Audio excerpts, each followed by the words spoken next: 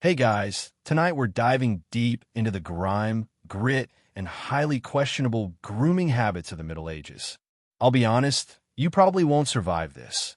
Not because it's scary, but because it's so delightfully dull, perfect for drifting off to sleep. Before you get cozy, take a moment to like the video and subscribe, but only if you genuinely enjoy what I'm doing here. Let me know where you're tuning in from and what time it is. It's always fun to see who else is unwinding around the globe. Now, dim the lights, maybe turn on a fan for that gentle background hum, and let's ease into this journey together. Picture waking up in the year 1243. Your straw mattress has a smell you'd rather not describe. You slept in the same old tunic you wore yesterday, the day before, and the week before. No judgment, that's just how things are here. You sit up, scratch something you hope isn't lice, and the first thing you notice is how bad everything smells. But oddly, you don't mind because everyone smells bad. Not just I forgot deodorant bad, but I rolled in fermented sheep bad. Here's the surprising part. Despite what you've heard, people in the Middle Ages weren't completely filthy. You might have heard the rumor that they didn't bathe for months or years. Not entirely true. In fact, many people, especially in cities, wanted to be clean. They had bathhouses, hot water if they could afford firewood, and soaps made from animal fat and ash. The challenge was that staying clean was like drying off in a rainstorm. You'd wash, sure, but your clothes were still dirty, your bed was full of bugs, and your neighbors were tossing chamber pot contents out the window every morning. So, hygiene was a valiant effort in a losing battle. Interestingly, medieval monks were some of the cleanest people around, not because they loved being fresh, but because religious rules required it. Monastic rules, like those of Saint Benedict, mandated hand washing before meals and foot washing rituals as a form of service. Imagine a quiet stone monastery, candlelight flickering, and a line of monks humbly washing each other's feet in silence. A soothing, sleepy image. But let's not romanticize it too much. Cleanliness was relative. A peasant might wash their face in a bucket of cold water once a week, and that was it. Baths were communal, meaning you shared cloudy water with your entire family or half the town if you lived in a village. A medieval hot tub party, minus the fun, plus some frogs. The smell of dirty was totally normal. If your whole world smells like sweat, mud, and animals, that's just baseline. It's not offensive, it's homey. The only people who got side-eyed were those who tried to smell different, like wealthy nobles dousing themselves in imported rose water or rare perfumes from the Middle East. To the average medieval person, that flowery scent was suspicious, maybe even a little witchy. Now, let's talk about public bathhouses. These were surprisingly common, especially in places like Paris, London, and across the Islamic world, which had better hygiene standards than much of Europe. People went to bathhouses to soak, gossip, eat snacks, and, well, other things. Bathhouses weren't always just about cleanliness. Some doubled as social clubs, or even front for brothels. This led to growing concerns from church leaders, who saw bathhouses as dangerous places of temptation. By the 14th century, their scandalous reputation, combined with the Black Death, led to many bathhouses closing. People became terrified that bathing opened their pores to disease, kicking off one of the most uncomfortable health trends ever, avoiding baths on purpose to stay healthy. You'd scrub your skin with linen cloths, and pile on more perfume. The phrase better safe than sudsy didn't exist, but that was the vibe. Let's zoom in on a strange idea, the miasma theory. This was the belief that bad smells caused disease, not germs which hadn't been discovered yet, but foul air. A rotting pile of cabbage in the alley? Dangerous. A smelly goat in the courtyard? Possibly fatal. Instead of cleaning the source of the stink, people focused on masking it with strong scents. They hung posies from their belts, stuffed herbs into their clothes, and burned incense indoors. Did it work? Not really, but it felt like doing something, and sometimes that's enough. In wealthier homes, they sprinkled rose petals on the floor to release a pleasant scent when stepped on. Kind of sweet, until you realized they were masking the stench of spilled food, mold, and something unspeakable in the corner. Still, points for effort. Here's a quirky fact. Medieval people believed rubbing the body with dry cloths was better than washing with water. The idea was that water softened the skin, made it weak, and opened the body to illness. So, rubbing your armpits with a dry rag was your shower, medieval Febreze. Scholars still debate a lot. Did peasants really avoid bathing, or were their habits just invisible to record-keeping nobles and clergy? Did more frequent washing survive in warmer climates? How much of what we know comes from later writers trying to make their ancestors look backward? Like most things in history, it's complicated and probably smellier than we'll ever fully understand. For now, you've stepped into a world where hygiene is both strangely familiar and weirdly off, where people try to stay clean in a place constantly trying to make them dirty again, where washing your hands could be a holy act or a waste of precious firewood. But if you think this was gross, wait until we get to teeth. Your teeth hurt. You don't know why, but there's a constant dull ache in your molar that makes you clench your jaw every time you chew something harder than boiled oats, which is most things, unfortunately. It's 1287, and unless you know a sober barber surgeon, you're stuck with it. Toothaches are just part of life, like cold feet and questionable soup. Welcome to medieval dental hygiene, where nobody's smiling much, and if they are, it's probably because they lost all their teeth years ago. You might think the Middle Ages were a total dental disaster, and yeah, kind of, but not always in the way you'd expect. In some ways, they had a head start. Sugar wasn't widely available in Europe until the late Middle Ages, and even then, it was expensive, imported, and mostly consumed by the super wealthy. So for most peasants, it wasn't sugar rotting their teeth. It was time, grit, and age. Also, their bread was ground with millstones that left specks of stone dust, meaning your daily loaf was sanding down your enamel with every bite. As for cleaning, they tried. Tooth powders made from crushed herbs like mint, sage, or salt were used by those who could afford them. Some rubbed their teeth with a linen cloth dipped in vinegar. Sounds refreshing until you realize vinegar's acid probably made things worse in the long run. Others chewed on twigs, using the frayed ends like a primitive toothbrush. Not a bad idea, as modern miswak sticks work similarly. So, not everything was terrible, just most of it. Here's a bizarre practice that'll stick with you. Some medieval folks rinsed their mouths with urine, human urine. Aged urine, left to sit, was considered a cleansing agent because of its ammonia content. Whether it helped teeth or just burned everything into numbness is debatable, but it makes mouthwash commercials feel like science fiction. If you had a cavity, they didn't call it that. You had a toothworm. The idea was that a tiny creature burrowed into your tooth, causing pain. There are accounts of people trying to lure the worm out with burning herbs, smoke, or even music, as if the worm was just chilling in your incisor, waiting for its favorite tune before moving on. Barber surgeons handled serious dental issues. These guys also did bloodletting, amputations, and whatever else needed doing between haircuts. If a tooth needed pulling, they'd pry it out with iron tongs, no anesthetic, just a good grip, a strong arm, and maybe a friend to hold you down. Not a fun day. Afterward, you might get a glass of ale and the vague promise that at least that tooth won't hurt anymore. Not everyone had the same dental experience. Monks, again, were often better off thanks to structured diets and herbal remedies. Nobles, however, could afford sweets and preserved fruits soaked in honey, which wrecked their teeth faster. Archaeological evidence shows high-status skulls from the late Middle Ages with severe tooth decay, while peasant remains often reveal worn-down but cavity-free teeth. So, maybe you're lucky to be poor tooth-wise. Bad breath was still embarrassing. Medieval guides recommended chewing fennel seeds or cloves to freshen up before speaking with others. There's something timeless about a peasant nervously popping a clove before talking to their crush at the market.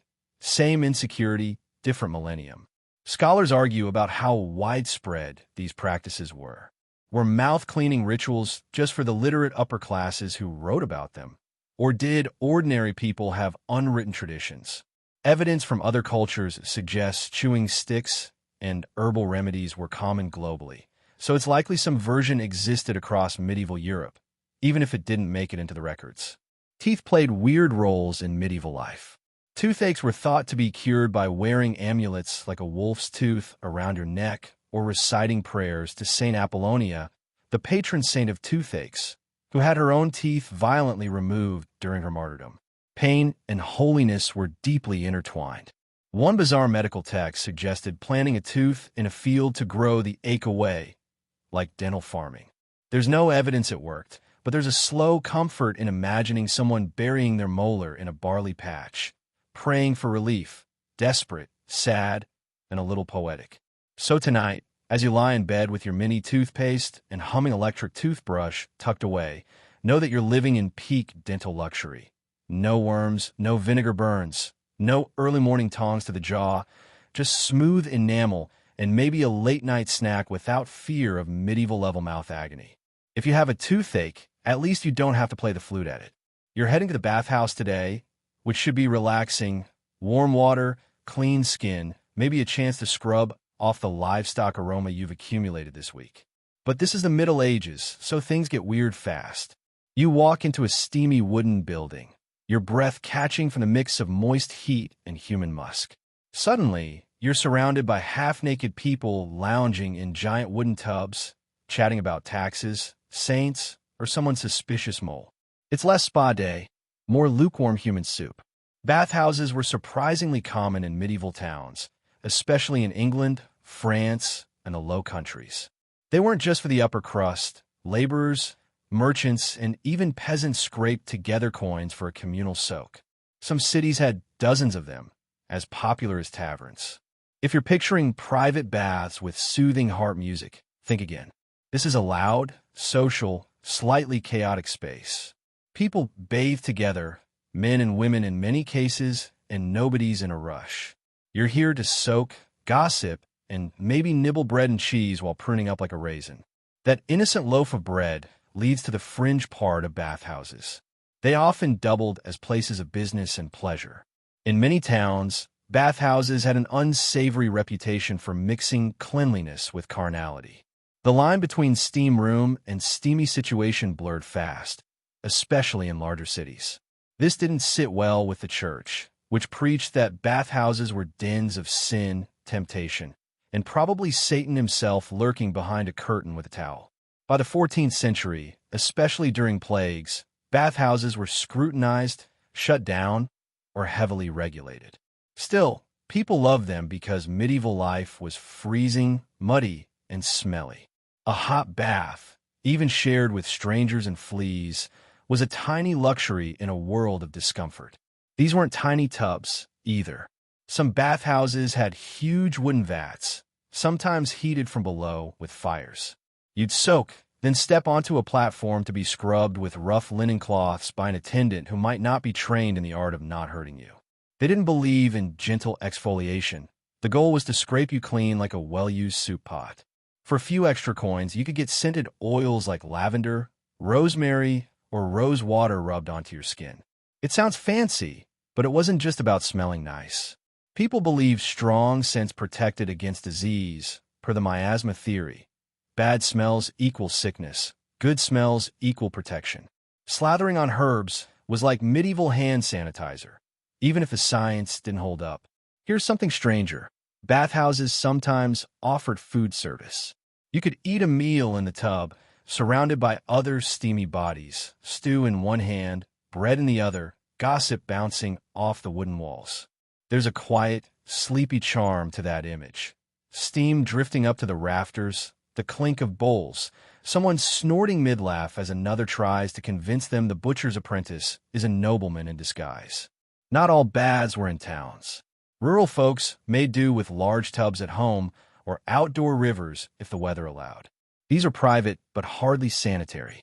Water was hauled, reused, and shared with the household in sequence. By the fourth person, it was more stew than bath. After getting out, you didn't have fluffy towels or a robe waiting. You dried off with something scratchy and maybe still damp, then put your same old clothes back on because clean outfits were a luxury. So, you were technically cleaner, but still wearing that tunic that absorbed 3 months of goat-based living. There's a strange record from 15th century Germany where couples were encouraged to bathe together before marriage. Kind of sweet, a joint pre-wedding scrub. It wasn't just symbolic. People believed shared bathing promoted harmony, intimacy, and maybe ensured the couple smelled equally tolerable. Scholars debate how often people really bathe. Records are patchy and often reflect urban or noble life. Rural folk may have washed less or differently. Some historians argue the idea of rare bathing was exaggerated by later writers trying to make their ancestors look primitive, historical shaming.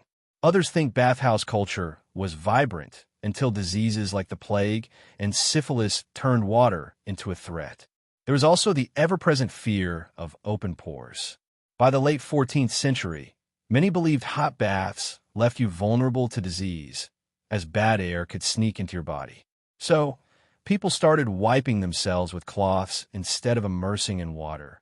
Dry bathing, less effective, more socially acceptable, and much sadder.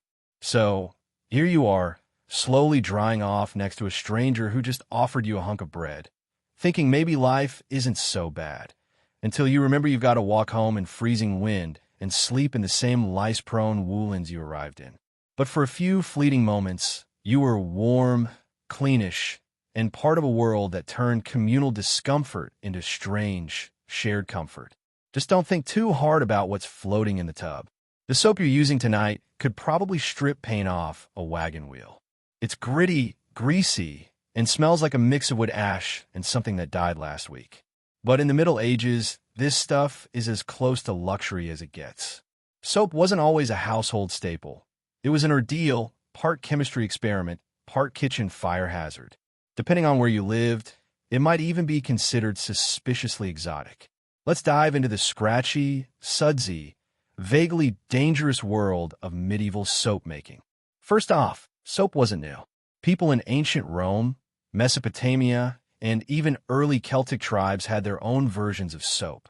But by the early Middle Ages, that knowledge became spotty. In some regions, soap was crafted in large, pungent batches by boiling animal fat, typically goat or cow tallow, with ashes. You'd collect wood ash from hardwoods and mix it with water to create lye, that caustic, skin-scorching chemical that still carries warning labels today. The process was anything but gentle. Get the proportions wrong, and your soap either wouldn't clean or would strip your skin along with the dirt. Picture yourself in your grimy cottage, sweating over a cauldron of bubbling tallow and lye, desperately trying not to poison yourself while concocting what might end up as medieval napalm in bar form. This wasn't some charming craft project. That's why soap making often became a specialized trade.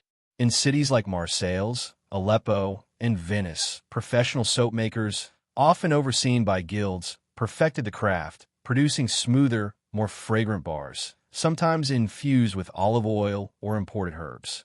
These soaps were luxurious and wildly expensive. Owning one meant you were likely a merchant, a noble, or someone skilled at dodging taxes. Most people, though, relied on homemade soap or skipped it entirely, scrubbing themselves with sand, cloths, or handfuls of straw. Yes, straw. Interestingly, in Islamic regions of the medieval world, soap making was more advanced. They mastered recipes using vegetable oils, particularly olive oil, creating softer, less caustic bars. These soaps reached Europe through trade and conquest, and for a time, using them was seen as foreign, sophisticated, and slightly suspicious. Nothing screamed luxury hygiene like a bar of imported Aleppo soap that your neighbor might swear was a tool of the devil. This wasn't an exaggeration either. Soap had a complicated reputation. Some Christian scholars linked cleanliness to vanity, and vanity to sin, so smelling nice or scrubbing too often could earn you judgmental glares at church. Sermons even warned women against perfume temptation and men against softness of the flesh, which basically meant stop moisturizing or risk divine scrutiny. Still, people made soap anyway, especially in towns where rolling in river mud wasn't an option.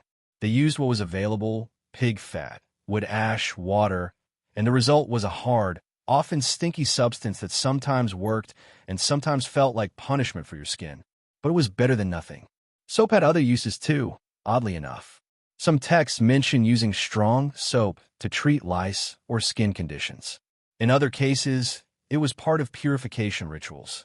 Monks washed their hands and faces before prayer with specific soaps crafted in monastic workshops.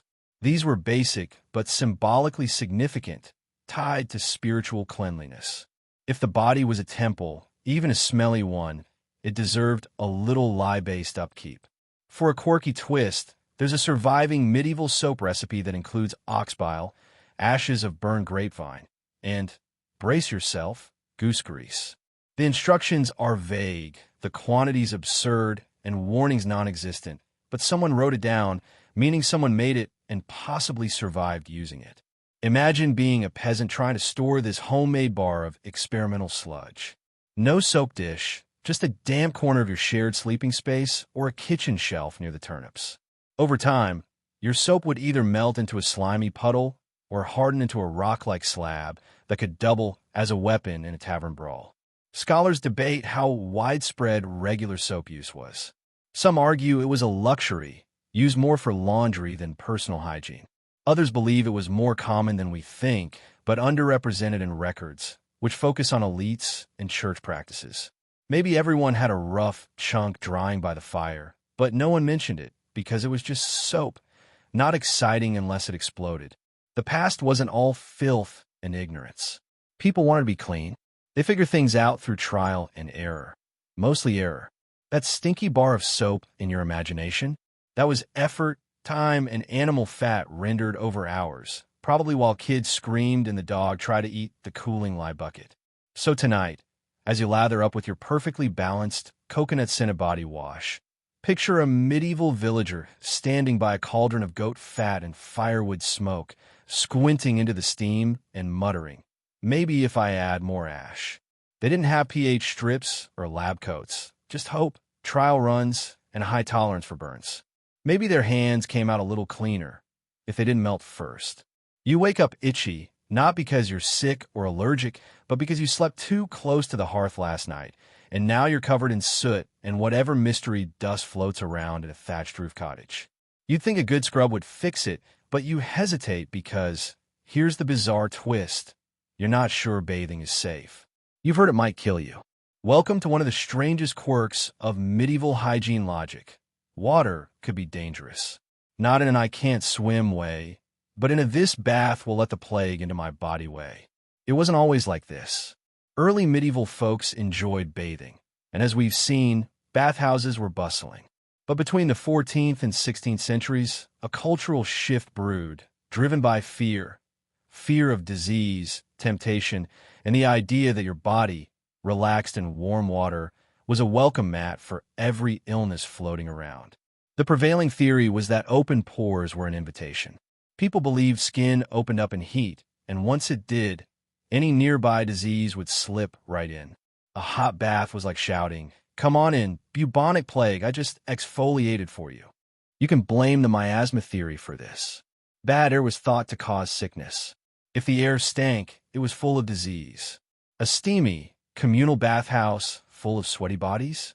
That smelled like trouble. To many, bathing wasn't just useless, it was risky. Suddenly, being clean was suspect. It was safer to stay dirty, letting grime crust over your pores like a protective seal.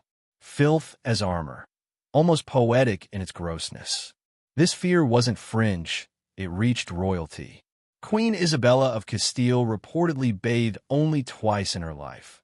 Once at birth and once on her wedding night. Whether true or propaganda, it shows cleanliness wasn't admirable. It was indulgent, even reckless.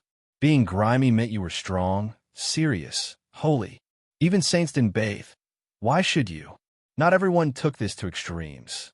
In warmer regions like Italy or parts of Spain, people bathed more frequently, and public baths stayed open longer. Personal hygiene was still part of good living. But up north, where water was cold, firewood costly, and illness spread fast, the avoid the tub policy gained traction. By the 1500s, dry cleaning your body with cloths and scented powders became common among nobility. Smelling decent without touching water was a skill.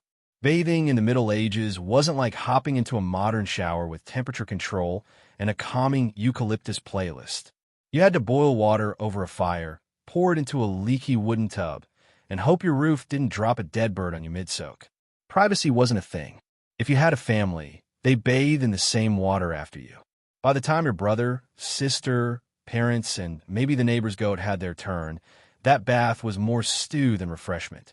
Here's a weird fact. Some believed rainwater was more dangerous than well water because it touched the sky, and the sky was full of corrupt vapors. Medical guides warned against using rainwater for washing, claiming it could unbalance your humors or weaken your blood. So, no rinsing off in a storm. They were afraid of clouds. If you were fancy, you might have perfumed water. Royalty had tubs carved from marble or wood, with attendants mixing oils and floral extracts into the water. Sounds luxurious, but they still bathed rarely, usually only if a physician said it would realign their internal temperatures. Bathing wasn't about dirt, it was about balance. Wash too much, and you could upset the hot, cold, wet, and dry cocktail that made up your body, which could kill you. Doctors, or the guys calling themselves doctors, were all over this. Medical texts were contradictory. Some recommended warm baths to loosen phlegm and aid digestion. Others warned water weakened nerves and stirred up ill humors. So, bathe if you feel gross, but also don't, or you'll die. Helpful. Scholars debate whether this anti-bathing mindset was as widespread as we think. Some argue it was a post-plague panic that didn't fully reflect everyday behavior. Others believe it was deeply entrenched, especially among those who could afford perfumes and powders. The truth is probably somewhere in the muddy middle. People weren't total filth monsters, but they had a complicated relationship with water, equal parts desire and dread. So tonight, when you step into your warm, chlorinated shower, remember you're doing something your medieval self might have feared. Cleanliness wasn't just about dirt. It was a philosophical gamble. It's early morning in your medieval town, and something sloshes past your front door. A splash, a squelch, maybe a startled yell from a passerby who wasn't quick enough. You don't panic. It's just someone dumping their chamber pot into the street. Business as usual. In the Middle Ages, waste disposal was out of sight, out the window. No flush toilets, no indoor plumbing, no tidy porcelain thrones. If you were lucky, you had a chamber pot, a ceramic or wooden bowl tucked under the bed or beside a stool. You did your business there, day or night, and when it was full, you or the lowest-ranking household member chucked it out the window, ideally after yelling "Gardes low," or "Where below?" to warn passers-by. Hopefully they dodged in time. If not, well, unfortunate. Streets weren't paved in most towns and rarely cleaned. They were a mix of mud, horse droppings, straw, rotting food, and daily contributions from your neighbor's bladder. Many towns had a central gutter or a kennel to carry waste downhill and away. In theory. In practice, it clogged, backed up, and became a putrid ribbon through the city.diy. The smell? Picture a compost pile arguing with a wet dog, but worse. The real heroes of medieval sanitation were the night soil men. Paid little, they emptied cesspits and privies in larger towns and castles after dark, hauling barrels of waste to dumps or fields for fertilizer. Yes, your lettuce might have grown in Lord Melvin's leftovers. They were essential but despised, avoided in public yet utterly relied upon. Thankless job. In cities with infrastructure, you might have a garderobe, a narrow stone room in castle or manor walls with a hole dropping waste into a moat or pit. The buildup, called cess sludge, was valuable to archaeologists for clues about diet, disease, and parasites. Here's a grim fact. Some garderobes were above kitchens, the heat supposedly warming the seat and masking the smell. It didn't. Pooping above the soup? Deeply unsettling. In the country, without chamber pots or garderobes, you found a bush, tree, or dug a hole. Or not. Open defecation was common among the poor, with little shame. It was just life. Toilet paper didn't exist. People used moss, leaves, hay cloth scraps, or their hands, followed by a rinse if water was handy. Wealthier folks kept linen bits for wiping. Monks used a got-hump stick, a smooth wooden spatula, functional, not charming. Larger monasteries had multi-seat latrines with running water underneath, often over streams. Not hygienic by modern standards, but better than a bucket behind a curtain. Waste had consequences. Cholera, dysentery, and other diseases were rampant, especially in cities, not because people didn't care, but because germ theory wasn't known. The smell was the threat, so they masked it with herbs, incense, or lavender-strewn rushes on the floor. Not to cover filth, but to ward off death with pleasant scents. Did people notice the smell? Some scholars say medieval noses were accustomed to grime, finding it unoffensive and less extreme. Others argue they noticed, but had no choice. Like background noise, but worse. Philosophically, dirt and waste were part of the divine order. Birth, life, excretion, death. Hiding it too much was vain, unnatural. Medieval culture mixed reverence and practicality around bodily functions. Everyone did it, even the king, so why be ashamed? Tonight, as you flush your sleek, water-saving toilet with its soft-close lid, appreciate the lack of chamber pot shuffles or dodging upstairs neighbor's aim. You live in a world of sewer systems and sanitation codes, unlike the guy in 1345 who just got splashed again. You're walking through a crowded medieval market when a smell hits you. Not the fishmonger's table or the pig pen, but something sharper, sweeter, floral, out of place. You follow it through mud, dung, and sweaty wool to a woman with flowers in her hair, a sachet of herbs at her belt, and a lemon peel in her sleeve. She smells nice, and in the Middle Ages, that's instantly suspicious. Let's explore medieval scent culture. People cared about smell, not just for comfort, but for health, protection, and morality. A good scent was virtuous, a bad one, dangerous. Stink meant sin or suffering. Perfume wasn't like today's sprays. It came as scented oils, vinegars, pastes, sachets, or incense, dabbed on skin, tucked into clothing, or worn in pomanders. Metal or wooden balls filled with herbs and resins, jingling with each step. Part accessory, part amulet, part I tried. Ingredients varied wildly. Rose water, made by steeping petals, was used for perfume, cooking, and facial rinses.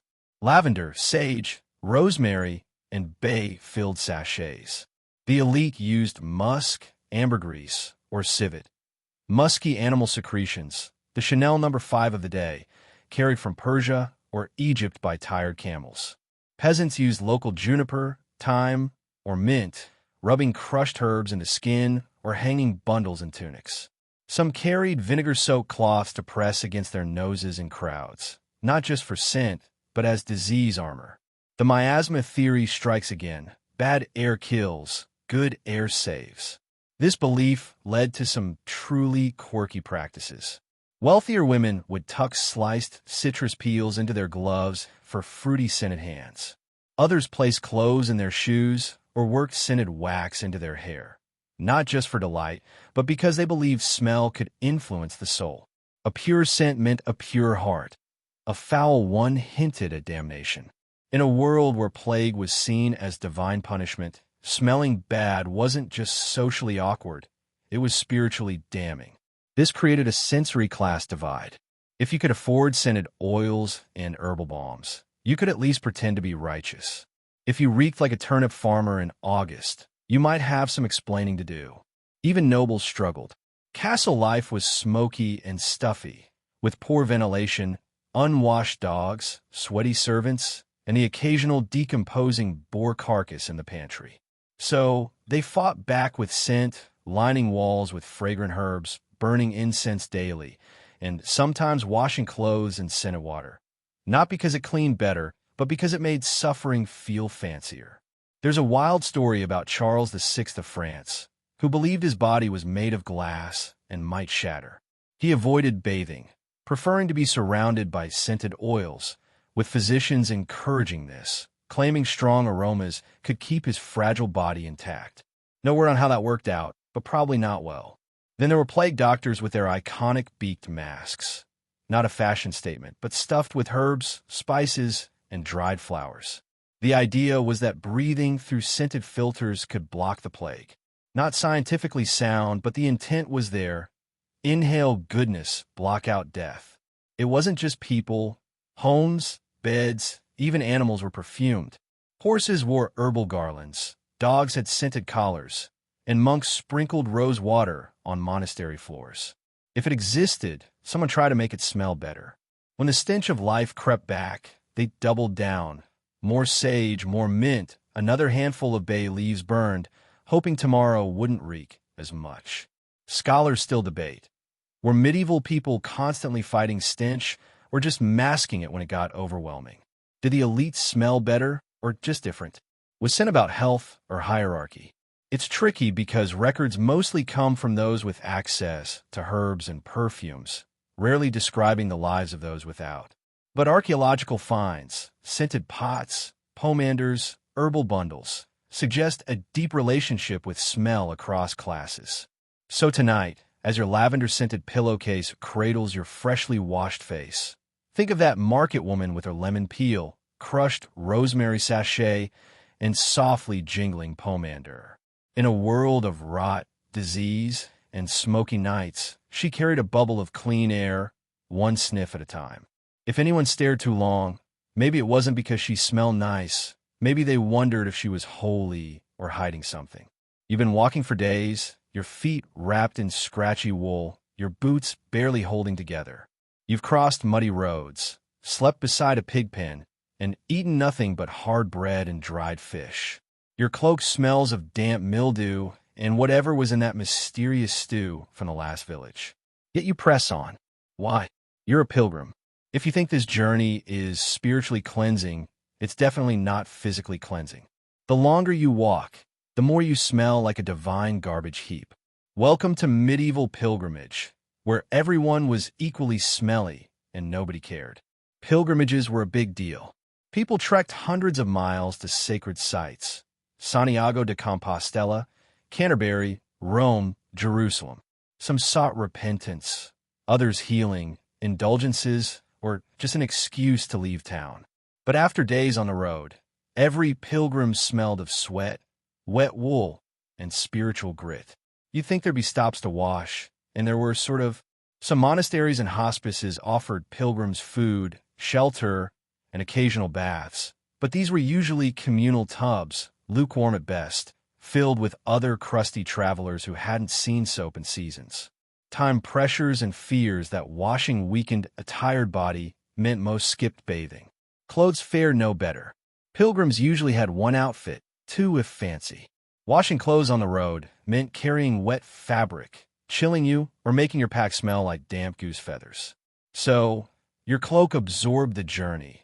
Miles, miracles, and the bad ale you spilled 3 towns ago, becoming a scent map of devotion. Pilgrims managed odor with herbal sachets, dried lavender, thyme, or mint tucked into sleeves or belts to mask stench, repel insects, and supposedly protect against illness. Pilgrim staffs sometimes had notches for scented charms. In towns, vendors sold rose water or scented vinegar to freshen up before entering shrines. Nobody wanted to pray next to someone who smelled like they died mid-trip. The universal stink created equality. Rich or poor, noble or peasant, everyone trudged through the same mud, stewing in their own spiritual broth. Status blurred. Smell leveled the playing field. A duke could smell like a goat herder after a week. The smell was a badge, proof of sacrifice. You weren't strolling. You were suffering, and suffering was holy. You gave up comforts, routine, and bath privileges for a relic or prayer at a sacred site. Pilgrims returned with badges, tokens, and body odor that could be carbon dated. Some believed a holy stink pleased God. Saints' incorruptible bodies reportedly smelled like flowers, so some speculated a pilgrim's musk was devotion scent. Chroniclers described pilgrims' stench upon arriving in town, not as insult, but as proof of their long journey and worthiness. One monk claimed he could tell a pilgrim's origin by how long their smell lingered in the chapel, a theology of travel-based BO. Pilgrimage routes had sacred springs or healing wells, offering a rare rinse, not just for hygiene, but to heal sickness or cleanse sins. These baths were cold, algae-filled, but glorious. Then you'd slip back into your moldy tunic and keep walking. Scholars debate how rough these journeys were.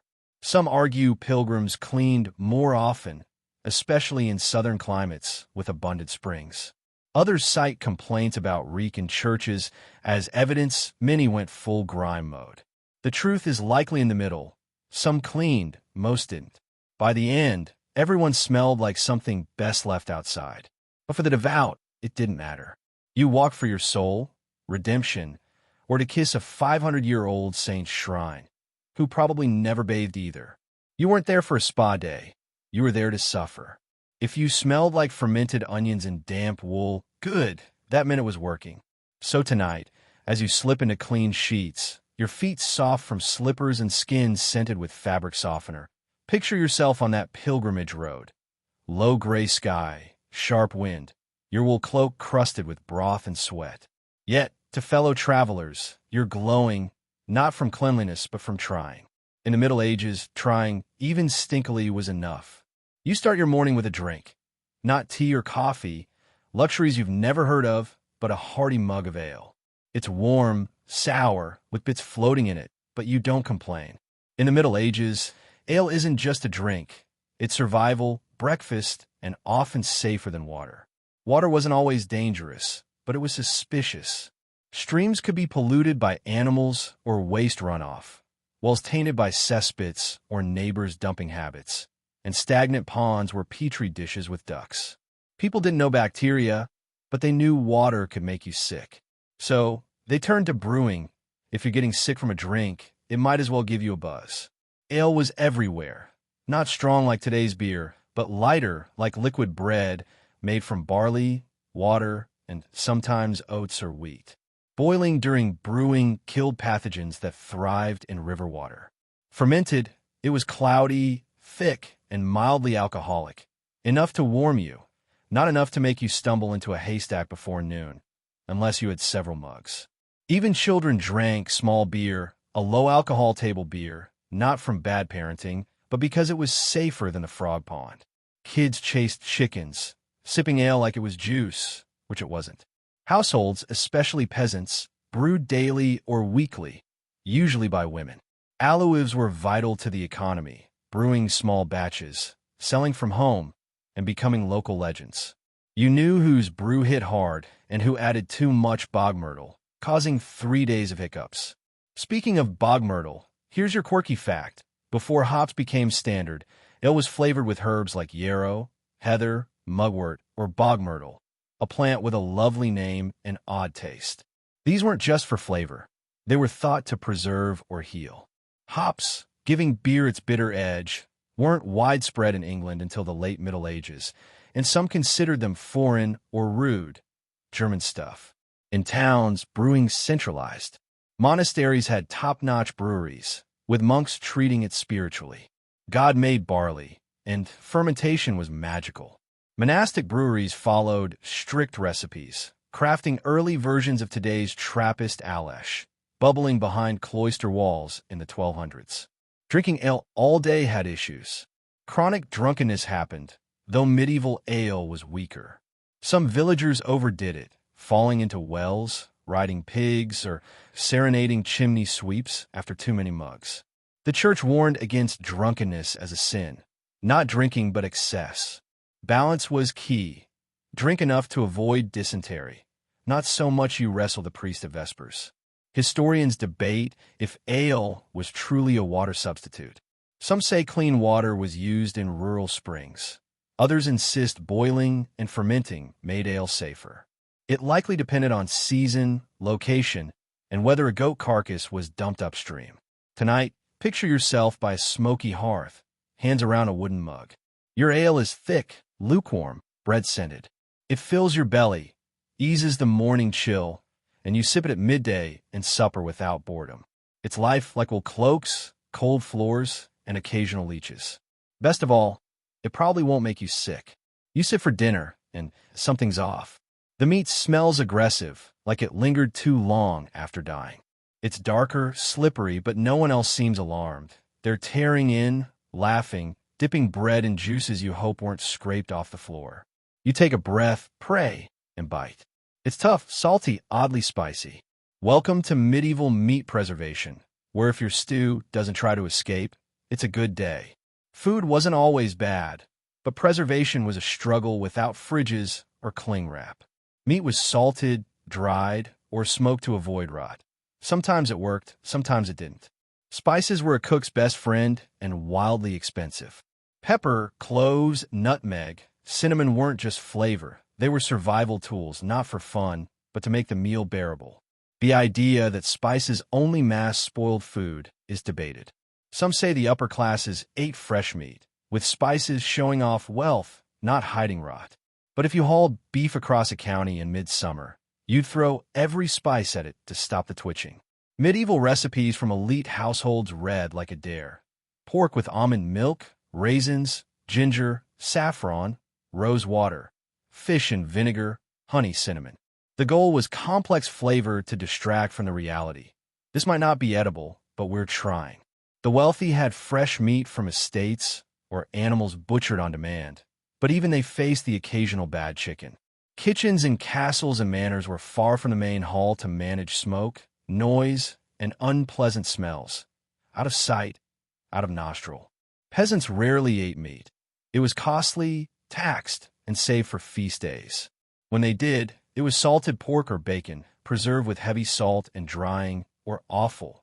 Hearts, livers, kidneys boiled, spiced, and served with cabbage, if lucky, or gruel. Fish was a meat substitute during frequent fasts like Lent or Fridays. Dried cod, herring, and eel were common, with eel pies a surprising hit. Picture that. A pie of eels and people loved it. Here's a quirky fact. In some European regions, beaver tails counted as fish because they were scaly and aquatic, and the church approved. So did puffins, swimming, or vaguely what meant linen-friendly. Puffin stew, technically holy. Even bread had issues. Grain, especially rye, could carry ergot, a fungus causing hallucinations, spasms, or death. St. Anthony's fire. Eat moldy rye, and you're seeing dragons in your goat pen. To fight spoilage, cooks used thick, spiced, vinegar-heavy sauces, often sweet-sour, to drown flavor and extend shelf life. Roasted chicken might be smothered in pickled fruit punch, pork boiled with prunes and cinnamon, served cold. Without chocolate, tomatoes, potatoes, or chili peppers, these flavors were bold. Scholars debate spice use. Some say only the rich could afford them. Others argue peasants access small amounts. Peppercorns an inheritance, cloves for special occasions. Spices were status. Exotic-smelling food meant you were winning, even if it made you gag. Presentation mattered too. Banquets featured dyed dishes, saffron for yellow, beetroot for red, spinach for green, or a roasted swan with feathers reattached, posed mid-flight, or a meat pie shaped like a castle with pastry battlements, a culinary arms race where half the guests left with indigestion. Tonight, as you open your fridge to safe labeled food, consider what you've avoided. No guessing if the mutton's sour, no scraping mold off bread hoping it's harmless, no eel surprise or beaver tail fillet. Medieval people didn't expect perfect food, just edible enough. If it wasn't, you washed it down with ale. The bread in your hand is rock hard, gray, and dusted with what you hope is flour. You knock it against the table, it thuds like a small drum. That's how you know it's good. Welcome to the daily loaf of the Middle Ages, where bread is life, but also a bit dangerous, occasionally psychedelic, and sometimes doubles as an eating utensil. Grab a slice and hold on tight. Bread was the cornerstone of medieval diets across Europe. Whether you were a wealthy noble or a dirt-poor farmhand, you ate bread. Lots of it. The quality, though, varied wildly depending on your status and location. Nobles got the good stuff. Fine white bread made from sifted wheat flour, known as manchet. It was soft, pale, and baked by professionals.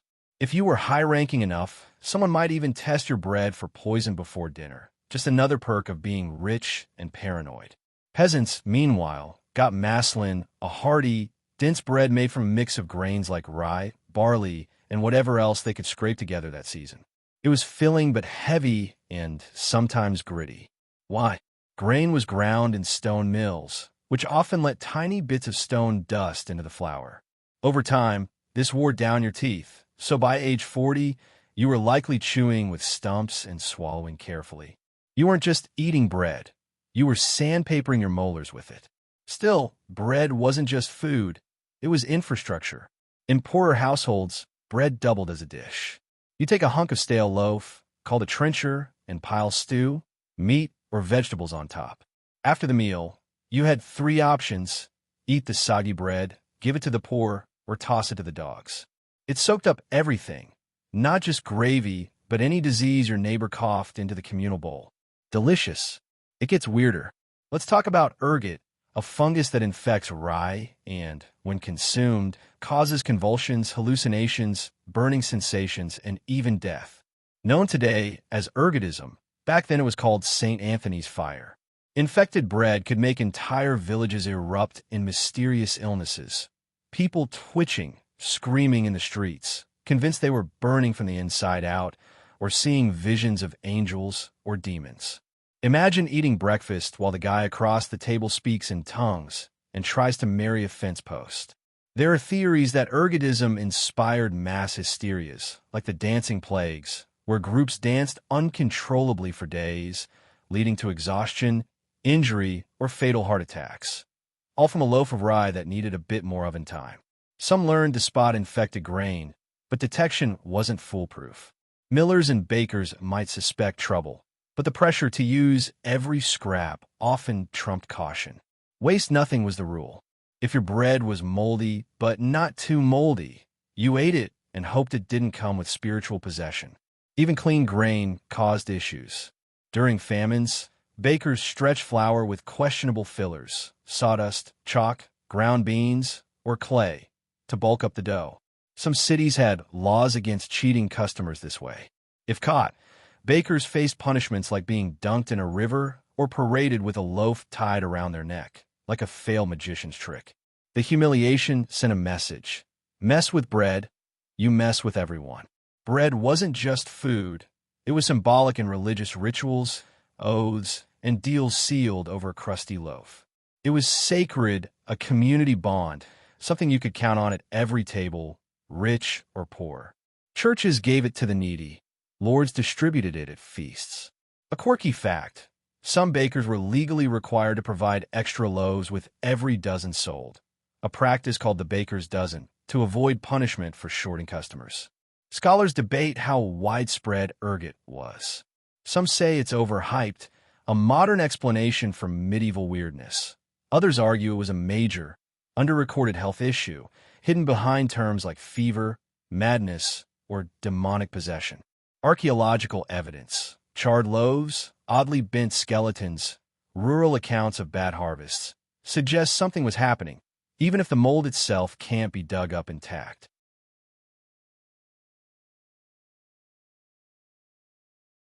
Tonight, as you bite into your soft, crusty sourdough, toast, or croissant, think of your medieval counterpart gnawing on a dense hunk of barley millet mystery. Chewy, stone-filled, possibly cursed, but warm from the oven and worth every tooth it took. Bread wasn't about luxury. It was about surviving the day, filling your belly enough to dig, plow, mend, and start over tomorrow. If it made you see angels, maybe that was a bonus. You sit at a wealthy merchant's table, and something glints beside your plate, shiny, elegant, slightly menacing. A fork. Everyone looks alarmed as you pick it up. In the late Middle Ages, using a fork is suspiciously foreign, dangerously decadent, or just unnecessary. Why use a tiny metal pitchfork when you have 10 perfectly good fingers? Forks were controversial. They existed in the Byzantine Empire for centuries, used by elites for sticky or slippery foods. By the 11th century, they reached Italy through trade and intermarriage with Eastern nobility, but the reaction wasn't great. A Venetian noblewoman used golden forks at her wedding feast, only to be accused of vanity, wastefulness, and pride. When she died of plague soon after, some called it divine punishment for her tableware. That's how strong fork phobia was. While you stab a boiled parsnip, your host nervously tears bread, wipes his hands on the tablecloth, and pretends not to notice your audacity. You're making everyone uncomfortable without realizing it. For most of the Middle Ages, people ate with hands, spoons, and knives. Spoons were common for porridge, soup, or mushy foods. Knives were essential for cutting and shoveling food to your mouth. BYOK, but less Pinterest, more don't get stabbed during dessert. Tables weren't always stocked with utensils, so forgetting your knife meant struggling with a roast. Fingers were king. You tore meat, dipped it in sauce, and shared trenchers, big bread slabs between 2 or 3 people. Communal eating was normal. Manners mattered, but differently.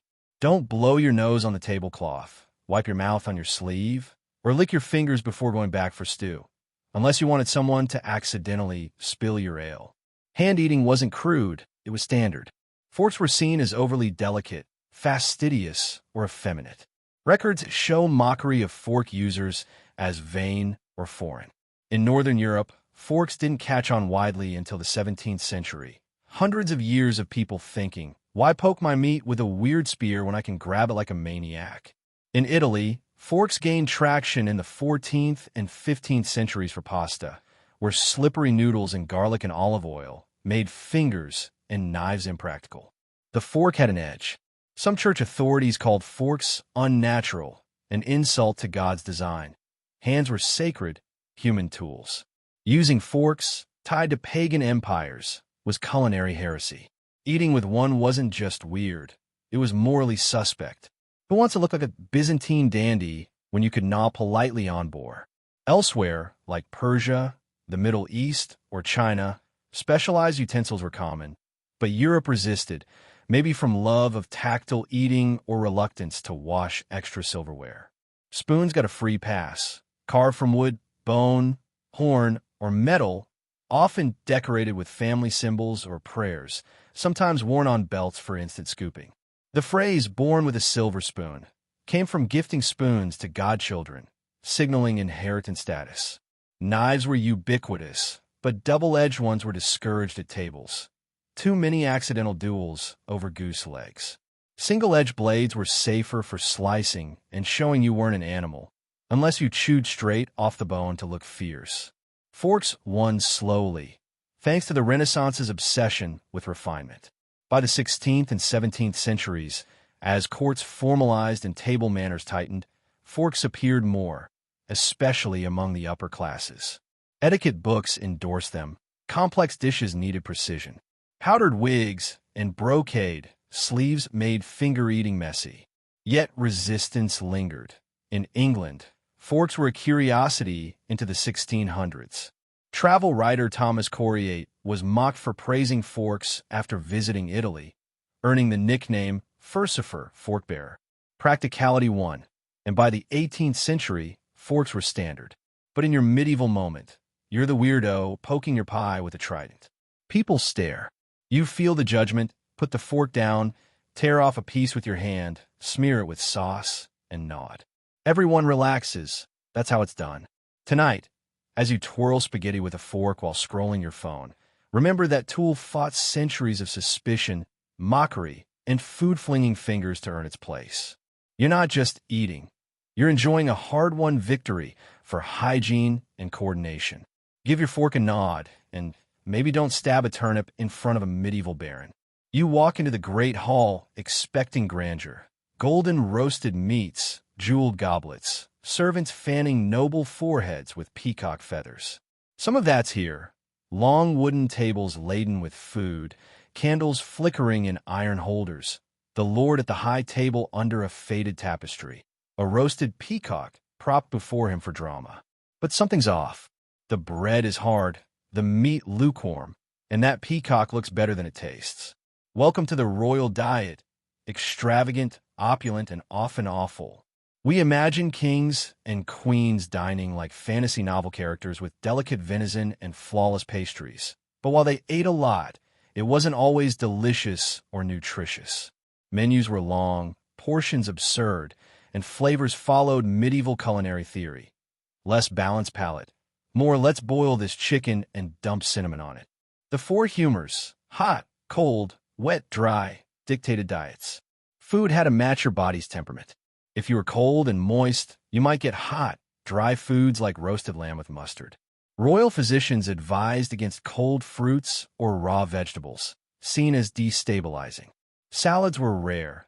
Fresh tomatoes and potatoes didn't exist in Europe yet. The royal menu was a high-stakes chemistry experiment with a dash of astrology.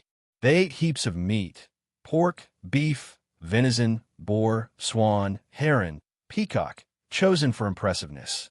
Presentation was everything. A roast pig with a golden apple in its mouth, pies shaped like castles, a jelly tower jiggling with ambition.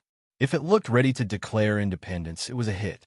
Yet, the food was often overcooked, overseasoned, or weird.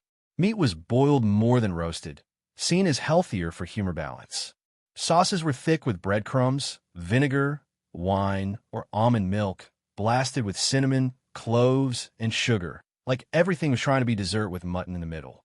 Sugar, imported at great cost, was a wealth flex, thrown into fish, stews, even wine, not for cents but to scream expensive. Gold leaf decorated pastries, fruit, and birds. If it didn't sparkle, were you even noble? Food was often cold. Kitchens were far from dining halls to avoid smoke and fires, so dinner took a bumpy trip. Sauces weren't just for flavor, they were for resuscitation. Here's a quirky fact. Jelly eels were a royal delicacy. Eels, cheap and plentiful, were cooked in gelatinous broths that set into trembling, semi-transparent towers, a haute cuisine science experiment. Feast had courses, not like today's appetizer main dessert, but waves of dozens of dishes, meat, sweets, fish, all at once. You shared trenchers, goblets, even napkins. Lower-ranking diners got high-table leftovers. The lowest served, not ate. Banquets were theater, music, jugglers, poetry, theology debates, or turkey legs thrown when wine kicked in.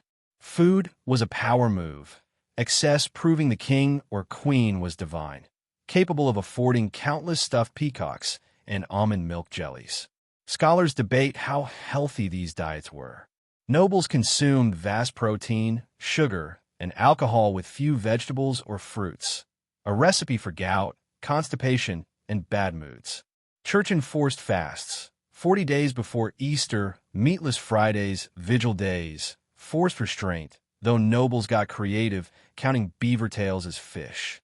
Gout, known as the disease of kings, caused swollen joints, especially feet, a luxury tax.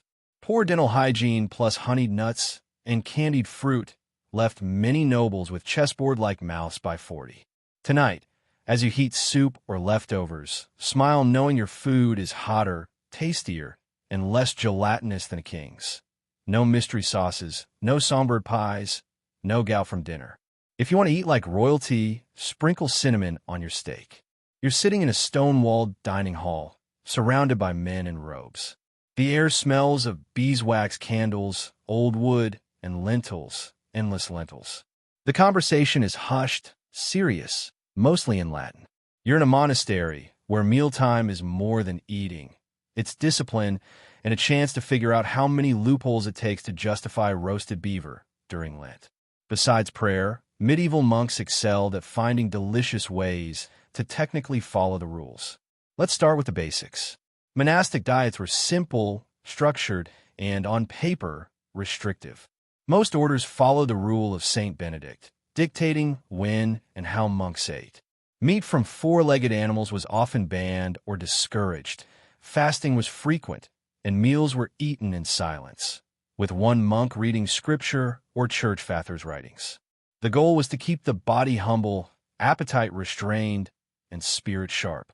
But monks were human and hungry, leading to the ancient art of the food loophole. No meat? Fine, fish it is. But what counts as fish?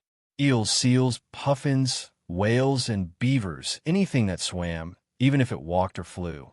If it lived in or near water, it could be blessed, boiled, and served on a Friday. The church eventually tightened the rules, but by then, monks were deep into seafood banquets featuring animals Noah probably forgot to pack. A standout trick, beaver tail. Its oily, scaly texture passed the fish test. Monasteries near rivers mastered cooking it, some even stocking beaver in fish ponds. Medieval aquaculture with spiritual flair. Feed the soul and the belly, as no one ever said.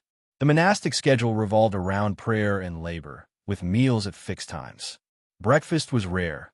The main meal came at midday after chanting, copying manuscripts, and gardening. Dinner was lighter, eaten early evening. Portions are modest, served in small wooden bowls. Bread, legumes, onions, cheese, maybe eggs, or preserved fish if lucky. Wealthier monasteries in France, England, or the Low Countries had vast estates, producing wine, brewing ale, and accessing incredible food. Some monks, especially abbots or priors, lived better than nobles, with fancy tablecloths, sweetened pastries, and sauces to make a court cook jealous. Not exactly ascetic, but God moves in buttery ways. Fringe fact: surviving monastic cookbooks reveal elaborate recipes, not just beans and porridge. Think desserts with almond milk, rice, honey, and spices.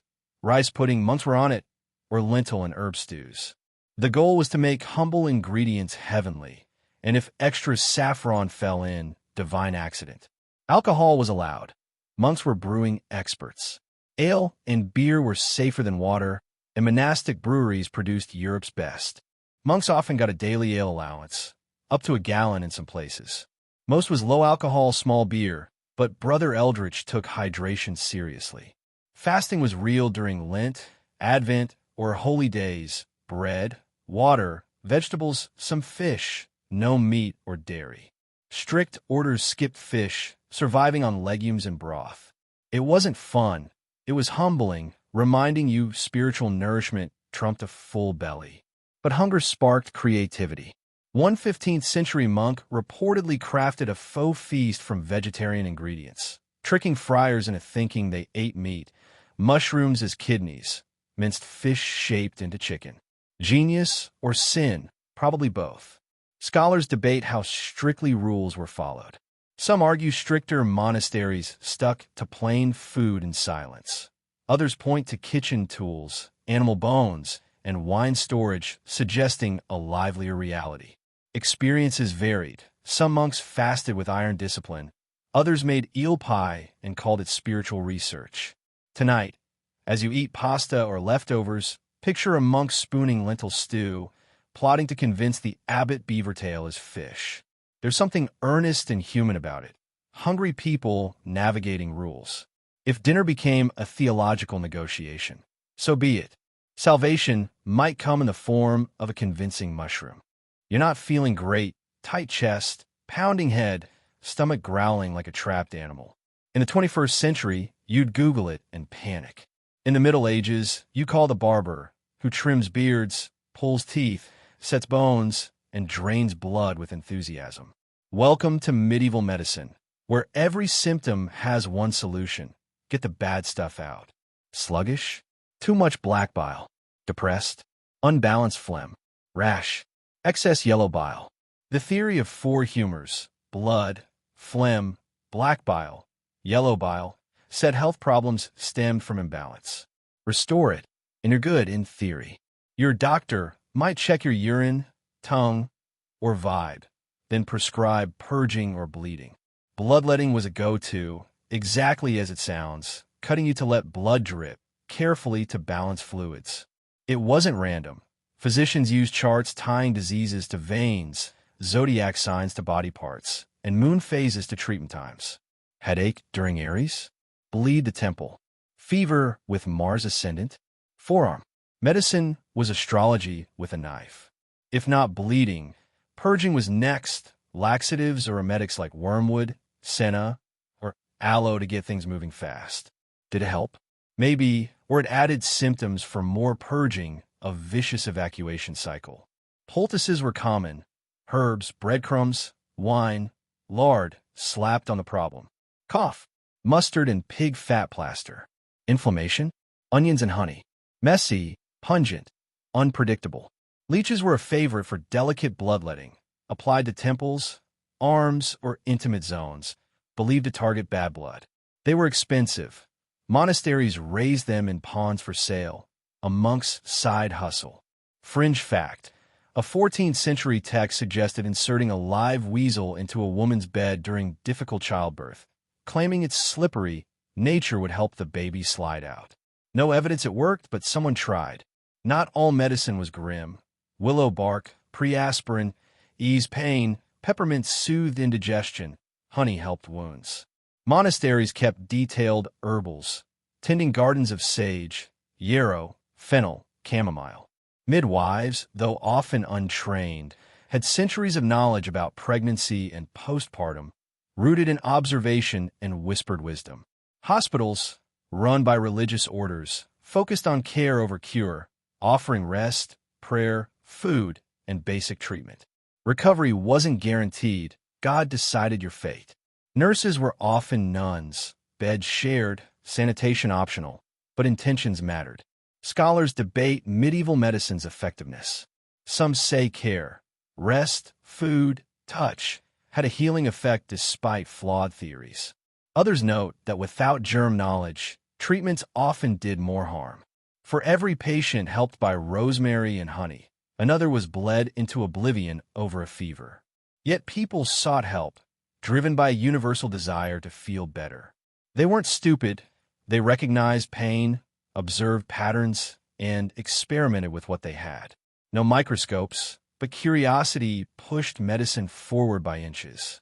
Tonight, as you grab ibuprofen or book a checkup, nod to your medieval ancestors who bled for your flu shots and lab tests. Be glad no one's reaching for a weasel. You hear boots shuffling, a staff clattering, a metallic jingle. Children scatter, shopkeepers close shutters, and the stray dog backs off. It's not the Black Death, but close. A plague doctor in a long robe, gloves, wide-brimmed hat, and that terrifying beaked mask like a horror movie or avant-garde bird masquerade. In the 14th century, this is medieval PP, personal plague equipment, saying, "I'm here to help, probably." Plague doctors weren't always trained physicians. Towns hired anyone willing to face the dying. They treated the sick, recorded deaths, and tried not to die themselves. The costume wasn't for style, but biohazard protection, based on miasma theory, disease spread by bad air. The beak was stuffed with herbs, spices, flowers, and vinegar-soaked rags. Lavender, mint, camphor, rose petals, to purify air before it reached the nostrils, a medieval Febreze in a leather nose. Waxed leather or oilcloth garments covered the body to block infection particles. Gloves, boots, and hat completed the look. The staff checked patients without touching, kept desperate townsfolk at bay, and maybe swatted rats. The outfit created distance. Emotional, physical, spiritual. Seeing the beak meant death was near. What did they do? Not much. They lanced buboes, swollen, infected lymph nodes, applying poultices of onions, butter, or herbs. Some tried bloodletting to draw out poison. Others burned aromatic woods, prayed, or applied live toads to sores, believing they'd suck out infection. The toads didn't enjoy it either. Fringe fact, some masks had rare glass eye openings, as designers thought poison could enter through eyes. Effective? Probably not, but committed to the aesthetic. The Black Death, 1340s, killed 30 to 60% of Europe's population. Whole towns vanished, families disappeared overnight, mass graves became standard. It spread so fast you could be fine in the morning and dead by nightfall, fueling paranoia and unhygienic desperation. Jews, foreigners, beggars, lepers, and cats were blamed and targeted. Killing cats let rats, and their plague-carrying fleas, thrive. Medieval logic at its worst. Some cities tried real prevention. Venice required ships to wait 40 days offshore. Quaranta, hence quarantine. Travelers were blocked, and towns posted guards to keep outsiders out. They didn't know germs, but saw patterns. Sick people enter, town gets sick, block them. Simple math. Plague doctors were symbols of a nightmarish world, feared yet needed. Some took bribes to treat the wealthy. Others fled. A few recorded horrors, confirming they weren't exaggerated. Scholars debate the beaked costume's prevalence. Charles Delorme described it in the 17th century, but evidence from the 1340s is thin. Real or symbolic, the bird-faced, mint-stuffed reaper is plague imagery's icon. Historians view plague doctors with horror and sympathy. Their treatments were useless, their science flawed, but walking into death zones with herbs and hope took courage or desperation. Tonight, as you check your thermometer or text your doctor, remember opening your door to a leather-clad birdman with a stick ready to bleed you and mask your suffering smell with lavender. If that doesn't make you grateful for urgent care, nothing will. Your toothache's back. Same throbbing, same dread. It's not modern dentistry or a herbal rinse awaiting you, but someone whispering, toothworm. In medieval medical folklore, your pain isn't from cavities or infection. It's a tiny worm burrowing in your tooth like it owns the place. Welcome to a world where every pain had a creature, every illness a spirit, and no body part was safe from myth. Toothworms were widely believed in across Europe and the Islamic world for centuries. The idea likely came from rotten teeth's stringy, worm-like pulp, plus pain-fueled imagination and poetic storytelling. The worm caused agony when it moved, relief when it rested, like a bad roommate. They didn't always yank the tooth. First, they tried coaxing the worm out. Remedies included smoking the tooth with burning herbs or incense to drive it away. In Norway, one method involved boiling henbane, having the patient inhale the steam while plugging the opposite ear, hoping the worm would flee the skull like an evicted tenant. If that failed, a barber surgeon might step in with tongs for a brutal extraction. No anesthetic, just a strong grip and maybe a friend to hold you down. Some remedies were bizarre. Rinsing with aged urine for its ammonia, or chewing fennel seeds to mask bad breath. Tooth powders of crushed mint, sage, or salt were used, but vinegar-based rinses could worsen enamel. The wealthy had it worse. Sweets and honeyed fruits rotted their teeth faster than peasants' gritty, sugar-free diets. Scholars debate how widespread these beliefs were. Some argue toothworm lore was universal, others that it was one of many explanations, alongside bad humors or divine punishment. Archaeological evidence. Worn peasant teeth versus decayed noble skulls shows diet's impact. Tonight, as you brush with mini toothpaste, be thankful no one's burning henbane or reaching for tongs. Your medieval self endured pain, myth, in a world where a worm was the dentist's diagnosis. You can almost picture it. A desperate man clutching his jaw while someone waves smoldering herbs under his face, both waiting in awkward silence for the toothworm to pack its bags and leave. Medieval medicine was crawling with creatures. Liver pain? Maybe a toad's fault. Stomach issues? Could be a snake curled up inside. Headache? Obviously a demon. The line between physical and spiritual was blurry. Illness was a sign, punishment, possession, or test, often all at once. That's why magical cures were as common as medical ones. You might wear a charm inscribed with protective phrases or astrological symbols, or recite a prayer while holding a relic tied to a healing saint. Saint Apollonia, patron of dental pain, was a favorite. Her teeth were torn out during martyrdom, so you prayed she'd yank your pain out with divine force. Fringe fact: in some regions, carrying a dried frog in a bag around your neck was thought to cure toothaches. Others believed spitting into a frog's mouth and setting it free would transfer the pain. No proof it worked, but it might have sparked a new fear of amphibians. Astrology played a role too. You didn't pull a tooth when the moon was in Taurus, which ruled the neck and mouth. Wait for Sagittarius or Libra. Medical guides had charts for scheduling surgeries by the stars.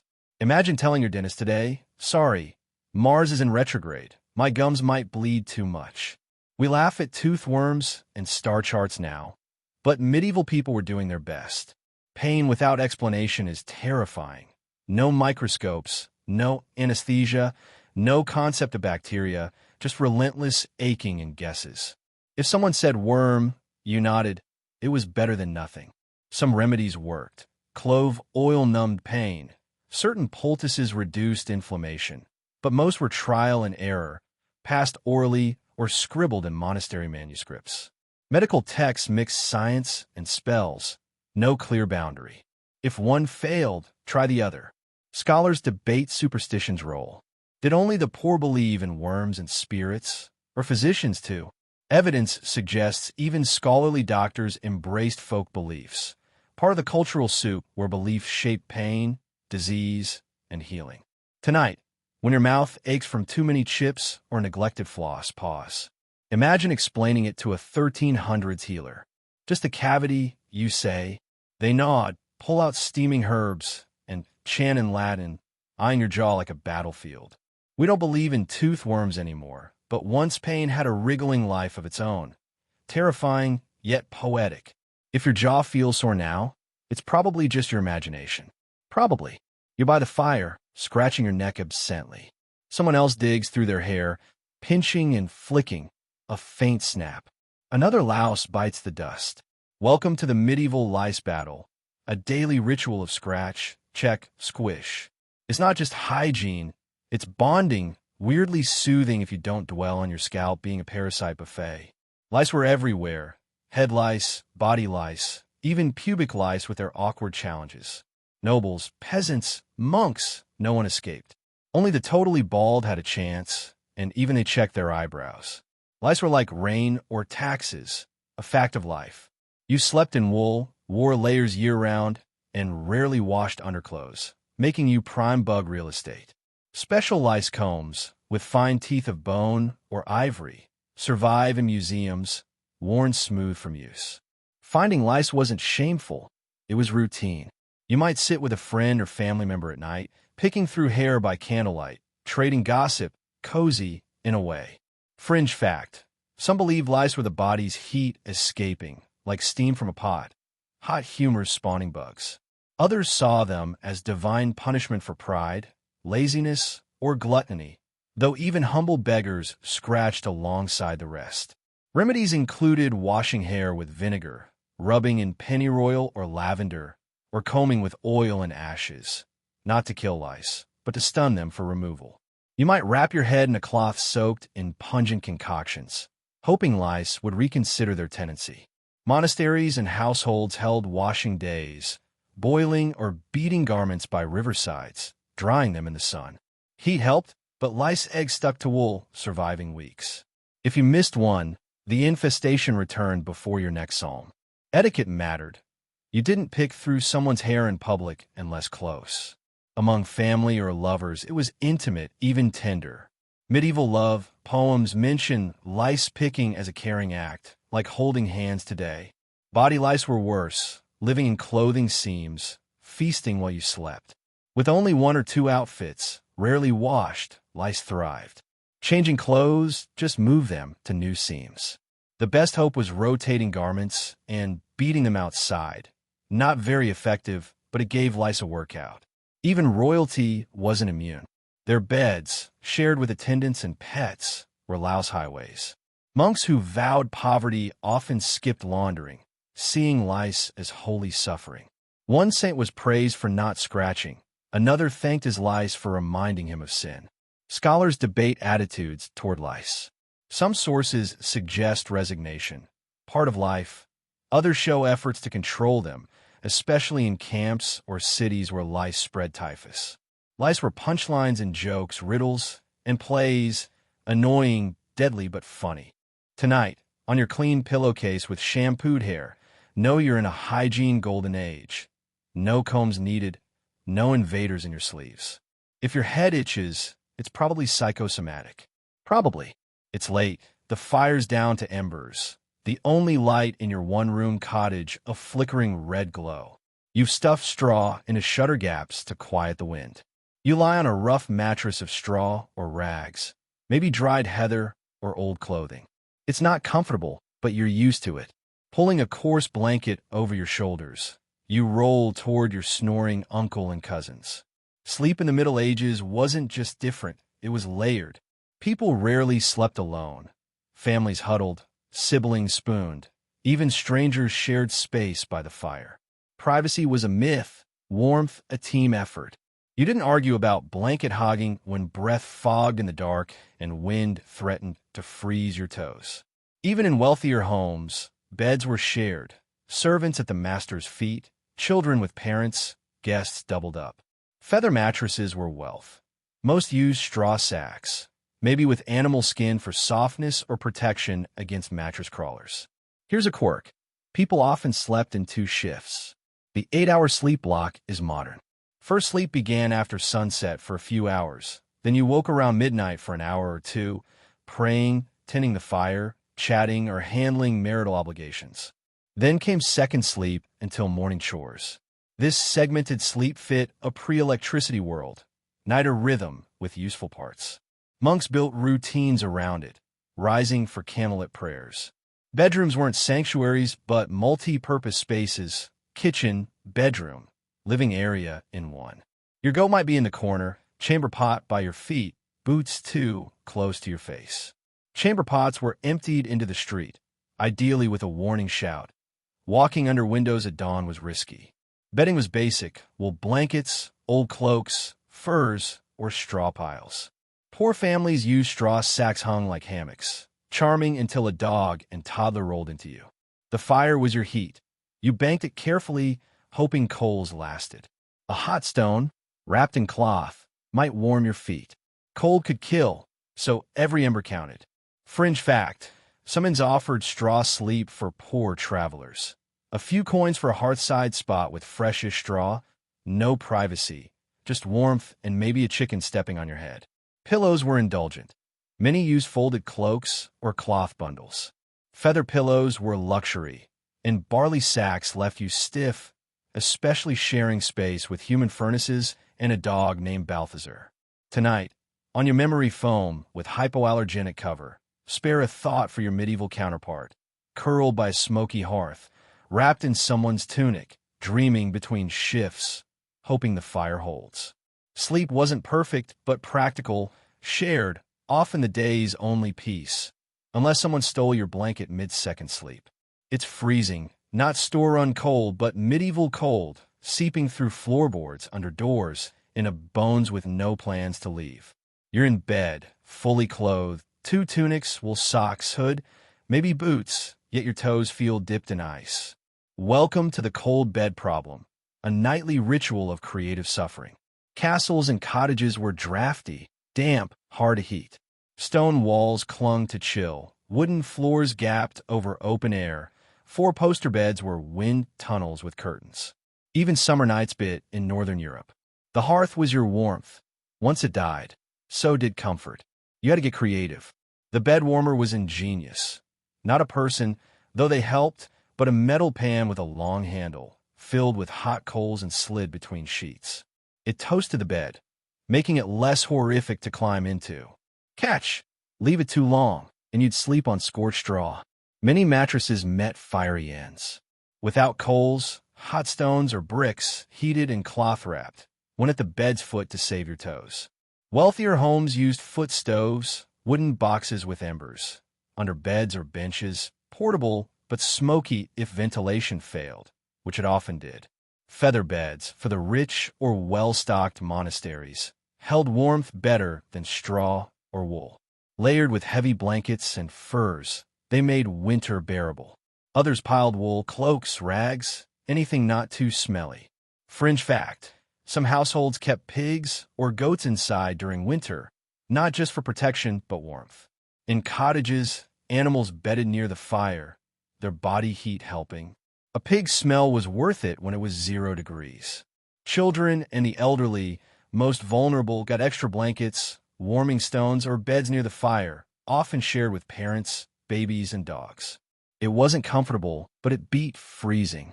Tonight, as you slide into a warm bed with a thermostat keeping things cozy, think of your medieval self, layering wool, praying the coals last, and snuggling a pig for survival. Cold was a battle, and they fought it with stones, straw, and sheer stubbornness. Cold was a relentless killer, and everyone understood its threat. Wealthier households had defenses: thick tapestries lining walls, heavy curtains encircling beds, stone fireplaces in every room for the truly privileged. Yet the battle was unending. You might fall asleep warm, only to wake with breath misting in the air, frost tracing windows, and icicles dangling from ceiling beams. This was no exaggeration. It happened, especially in uninsulated towers or vast halls where fire's warmth couldn't reach every corner. Being cold didn't earn you a late morning. Dawn demanded work, whether you were a servant, farmer, or novice monk. You'd crawl from bed with numb fingers, creaky joints, and a damp cloak, stumbling toward the hearth, if it still burned. If not, your first task was teasing a flame from reluctant embers, pretending your chattering teeth didn't spook the cat. Historians still grapple with how people endured such discomfort. Some argue expectations were different. Endurance outranked comfort. Others point to layered clothing and shared beds as practical, normalized tactics. A few suggest cold was seen as virtuous, particularly by ascetic monks, with mystics calling it a divine gift to humble the flesh. But in reality, cold was a foe to conquer, not romanticize. Medieval people fought it relentlessly with every blanket, ember, and warm body they could muster. Without wood, you burned dung. Without dung, old rags or broken furniture. Some families slept in the kitchen, not to cook but to huddle on the warmest floor near the fading hearth. So tonight, as you slip into a bed perfectly warmed, under blankets that never sparked, with pillows free of goats, pause to feel gratitude. No warming pans, no hot bricks wrapped in cloth, no icy gusts through cracked shutters. Just warmth, quiet, comfort, and the peace of knowing your socks won't freeze to your feet. You glance out a narrow window as snow falls softly across the courtyard, briefly charmed by winter's silence. Then you recall you must venture out, to market, field, or anywhere, wrapped in heavy wool, a prayer, and boots of damp leather and hope. Welcome to the medieval fashion dilemma, where looking good might earn attention, but dressing for survival kept you alive. Thus begins the clash between frostbite and flair. Medieval clothing wasn't about comfort, insulation, or practicality. It was about status, proclaiming your role, trade, and family's rank. Staying warm was a side effect, not the goal. Layers were your lifeline. Peasants wore practical, coarse-wool tunics over linen shifts, often undyed and scratchy. Trousers or hose, tied with cords or scraps, covered legs. Feet got worn leather shoes, sometimes stuffed with straw for warmth, patched until they were mostly patches. A cloak or mantle, ideally water-resistant but often moldy, and a hood were must-haves. Gloves? A luxury. You might pull tunic sleeves over hands like makeshift mittens, hoping for the best. Nobles made fashion complex, piling on tunics in vibrant, costly fabrics, dyed wool, silk if affordable, or fur-lined cloaks that dazzled but didn't always cover much. Sleeves were massive, cloaks cut for drama, some outfits with open sides or dangling fabrics snagging everything. Pointy-toed polanes were so long they tied knees to avoid tripping, stunning, but snow slipped right in.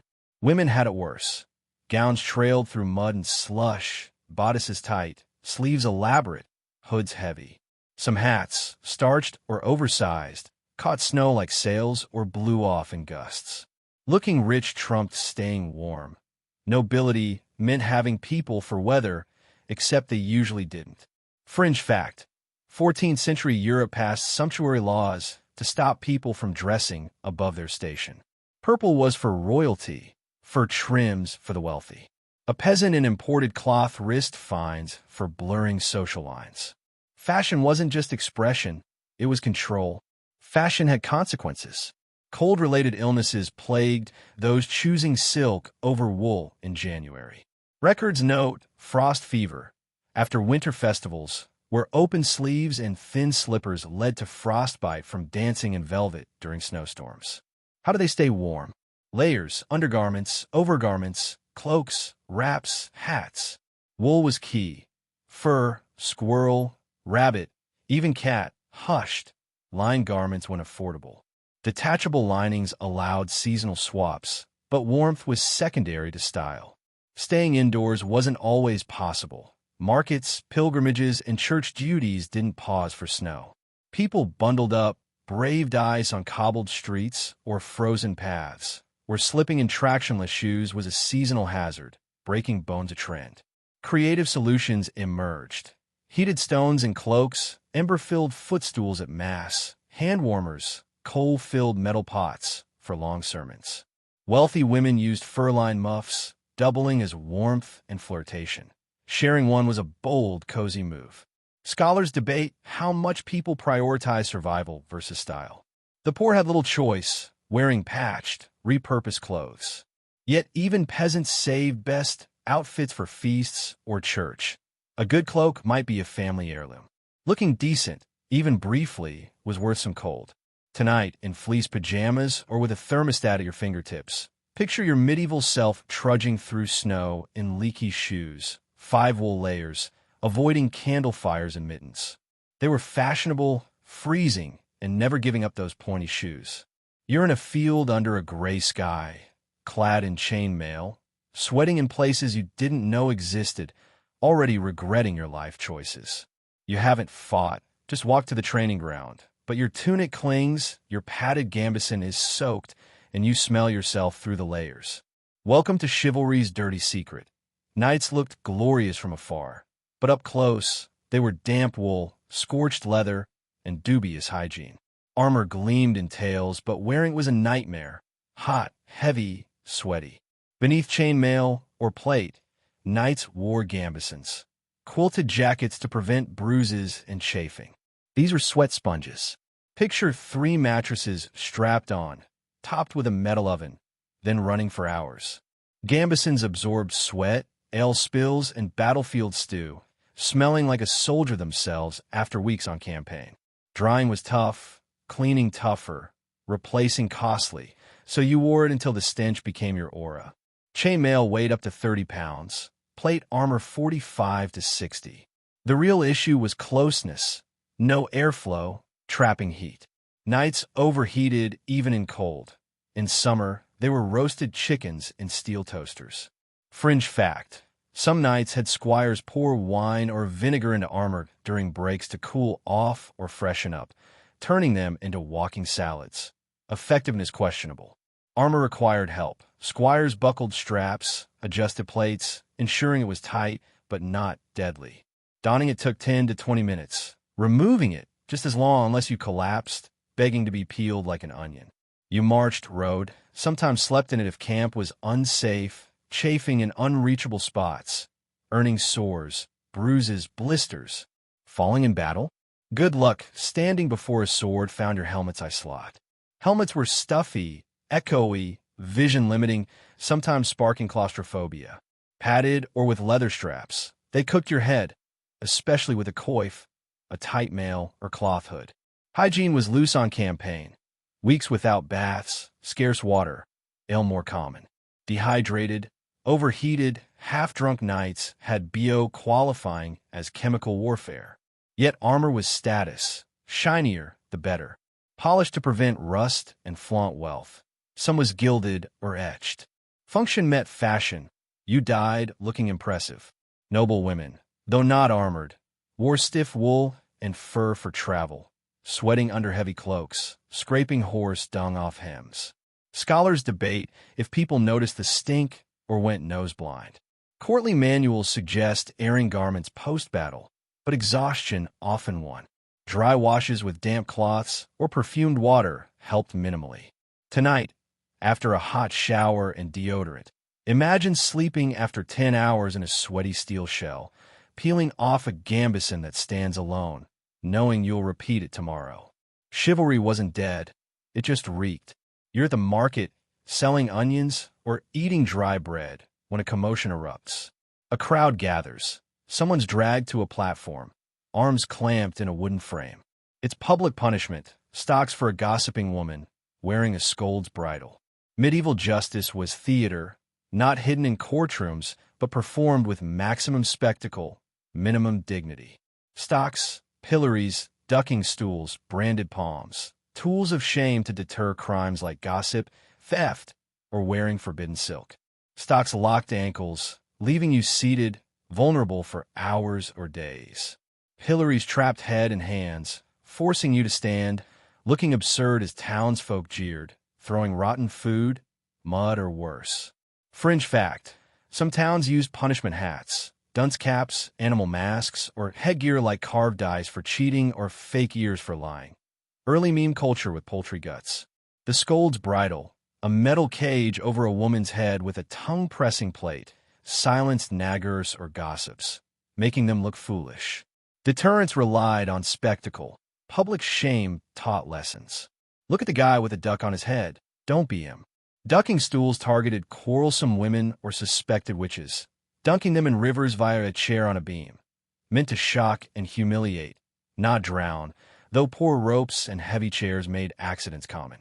Town criers announced charges, drums beat, bells rang, crowds threw insults, or worse. Justice was interactive, varying by region. France shaved heads, Germany used nettle whips, England dragged offenders in carts. Scholars debate effectiveness. Some say shaming deterred in tight communities, others argue it bred resentment. Punishment was visible, ruining reputations. Nobles in stocks were scandals, priests in bridals crises. Not all were guilty. Some were targeted unfairly for politics or oddity. Justice was performance, not always fairness.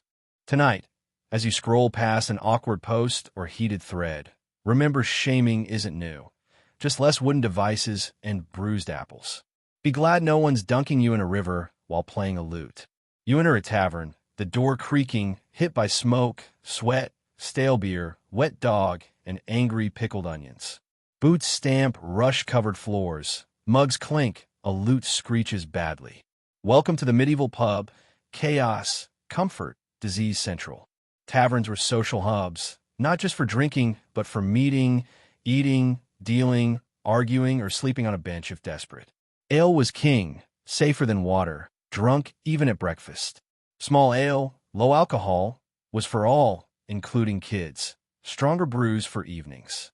Meals were simple: pottage, tooth-chipping bread, maybe salted fish or cheese. Larger taverns had simmering pots, cabbage stew, onion broth, or mystery meat. Rushes on floors, meant to soak spills, matted with beer, sweat, mud, blood, rarely changed, turning floors into compost piles.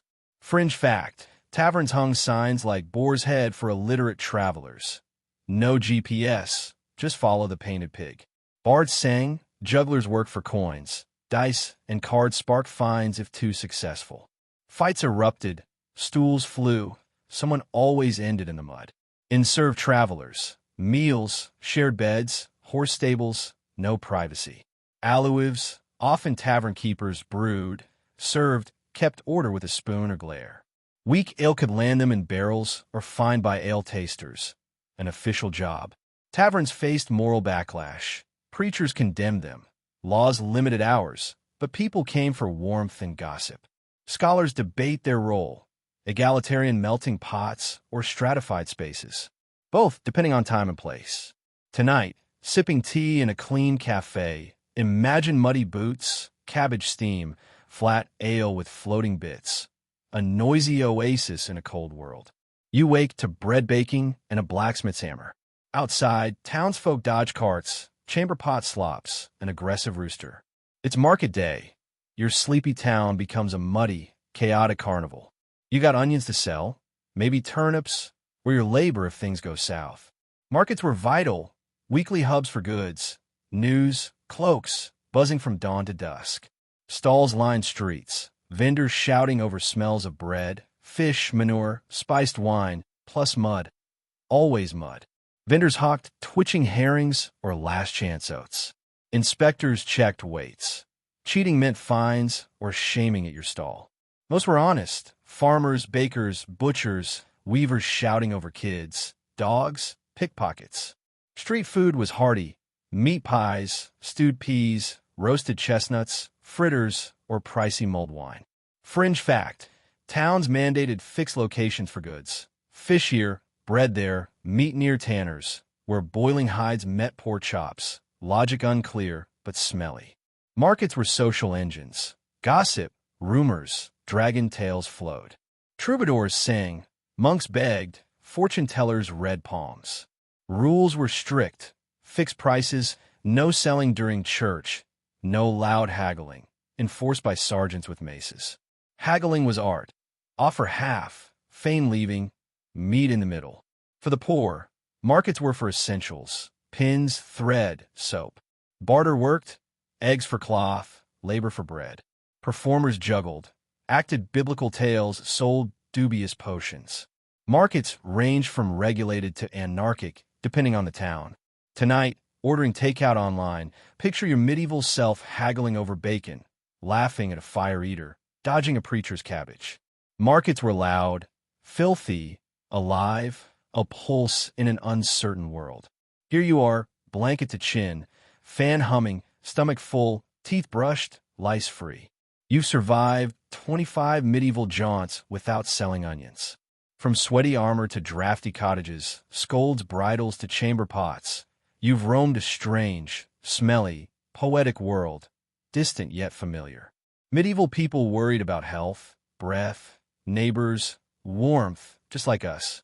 They loved, argued, danced quietly, made do with vinegar sponges and goat fat. No running water or soap, but they had bread, laughter, community, stories, even if life smelled like cabbage.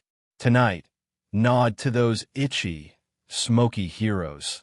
The turnip seller with dreams, the knight with no deodorant, the alewife wielding a spoon. They walked so you could grumble about Wi-Fi. Your journey's done. You've earned this sleep, deep, warm, modern. May your dreams be lice-free, sheets crisp, chamber pots non-existent. Sweet dreams.